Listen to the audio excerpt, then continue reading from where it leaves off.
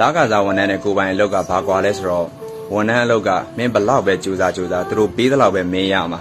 မင်းရချင်းကိုတို့ကကန့်သက်ထားပေးပြီးသား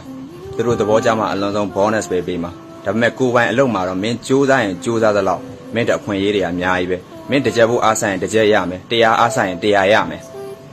အေးအဲ့ဆိုမင်းတို့ပြောမယ်ကိုပိုင်လုပ်ငန်းလုပ်ဖို့တော့ဟိုဟာလိုပဲတရားလိုတယ်အရေးချင်းတွေလိုတယ်ပတ်စံလိုတယ်ဟုတ်ပြီ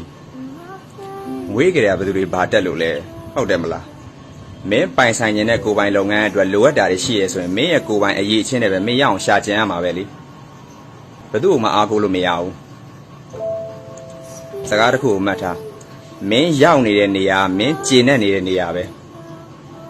အဲ့တော့လက်ရှိနေရာနဲ့ရှိအနေထားကိုမင်းမကျင်နိုင်ဘူးဆိုရင်မင်းဒီထက်ပိုကြိုးစားလို့ရသေးတယ်ဘယ်လိုလုပ်ရမလဲဆိုတာတော့မင်းရဲ့ကိုပိုင်ဉာဏ်နဲ့ပဲဆိုင်တယ်ဘယ်တော့မှနောက်မဆုံးနဲ့